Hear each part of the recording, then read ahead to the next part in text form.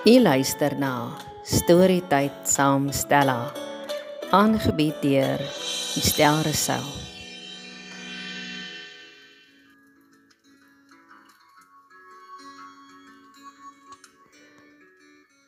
Jy is ingeskakel op Storytyd saam Stella en jy kuier saam met my, Estel Rousseau, op hierdie heilige, pragtige Sondagoggend die 9de Junie 2025. Baie welkom aan elke nuwe luisteraar. En ek hoop jy het al langse tyd, vroegdag al 'n lekker koppie koffie of tee gehad. Vanoggend was dit nou 'n spesiale treat vir my om 'n lekker sterk koppie Earl Grey wat so 'n bietjie bergamot infused, wat is die Afrikaanse naam daarvoor? Maar hy's ingelê met die bergamot, dit is mos nou te lekker. Dis nou 'n special treat as jy nou nog nie een gehad het nie. Natuurlik met so 'n bietjie suikertjies by vir die soetigheid. En op hierdie dag herdenk ons as Christenmense die uitstorting van die Heilige Gees, waar die woord van God vir ons verduidelik. Die disippels of die apostels saam met 'n klomp ander mense gaan in die bokamer stil raak het en gaan wag soos Jesus hulle beveel het vir die Heilige Gees se uitstorting. En toe dit kom, was dit soos 'n rukwind gewees en daar die Heilige Gees het soos tonge vuur op hulle elke ene se koppe kom sit. En toe praat hulle wat God sê. God se hart stort hy binne in hulle uit en hulle praat met vrymoedigheid, met groot vreugde. Daar was 'n vreugdevuur, as dit ware, God se vreugdevuur binne in elke ene ge-ignite, gespaak en dit was unstoppable. Dit was groot, dit was 'n bonfire van heilige vuur en woord en waarheid en alles wat mooi en waar en heilig en prysenswaardig en goed en reg is met woord in die lewe ingeroep, ingepraat. En vandag herdenk ons dit. En vanoggend sit ek so en ek dink so na wat Antoinette Pienaar oorgesels. Ek sit vanoggend en luister eers na 'n paar van haar steltjies. Sy is hier op Reis-tydskrif op die Facebook page en dit is aan my so lekker om te luister na haar stem, is so kalmerend. Sy praat met soveel passie en soveel deernis en so pragtige mooi suiwer Afrikaans. Dit gee vir jou so lekker warm gevoel hier in jou binneste na op die holte van jou maag. Dit laat jou tee en jou koffie sommer lekkerder smaak. En sy praat ook van vuur maak daar waar sy daar naby die Swartberge bly op Teefontein in haar wit huisie. En ek deel hierdie vanoggend met 'n hartsvriendin, maar ek voel ek wil dit met my Storytyd luisteraars ook deel. Terwyl Antoinette so praat van die hele kuns om 'n vuur te maak, veral binneshuis.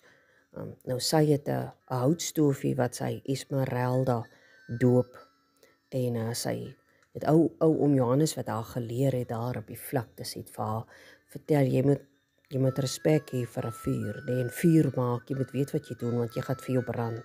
Hoeka het sy haar toe nou verbrand daar teen die pyp wat uitgaan om die rook uit te trek, die skoorsteen. En so vertel sy hoe hulle hierdie vuur aan mekaar steek met sprokkelhout, wat daar by hulle hierdie tyd van die jaar 'n bossie is wat dan nou doodgaan en sy houtjies en goedjies is dan nou so lekker droog en dis fantasties om hierdie vuur dan mee te steek, maar sy vertel jy moet maar gaan buite staan want hy maak eers 'n klomp rook. Maar ek wil hierdie graag so met julle deel.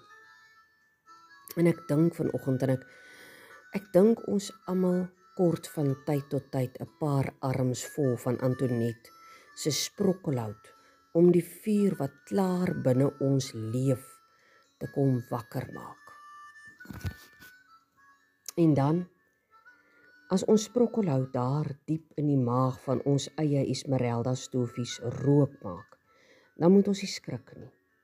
Ons moet leer om buite ons wit huisies te loop staan en die heilige reuk van die geboorte van ons vuur te kan inneem en waardeer.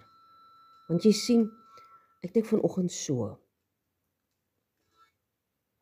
Ek dink ons het geverleer wanneer om stil te staan en wanneer om weg te hol.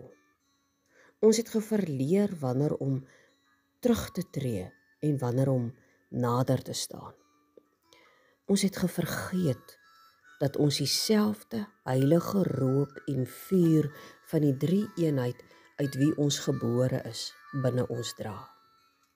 Ek dink partymal moet ons kan stil raak en bid langs mekaar se vure. Partymal moet ons dans om mekaar se vure. Partymal hou ons vas aan ou goede, die ou menswees wat ons of die wat ons liefhet was. Goede wat ons nie kan weggee of weer kan gebruik nie. Goede wat ons moet uitpak en moet beolie en op 'n windstil oggend moet brand. Opbrand tot pikswart en niks wees, sodat ons dit nie weer kan gaan uitgrawe nie. Antoinette sê sy bou eenmaal per jaar so 'n vreugdesvuur en dan steek sy die hoop ou goed aan die brand met al haar ou olie. En sy sit en kyk hoe die stukkies swart van die ou skryfsels en ou goed uit die bloute opstyg.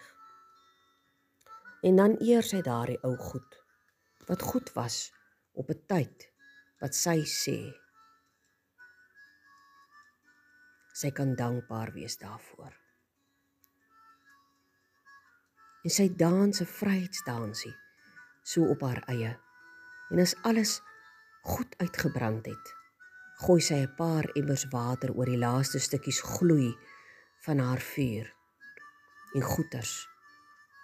En ek dink, dan kan 'n mens sit en net dankbaar oor die hoopie swart wat oor is verklaar. Dit is volbring. Tetelestai.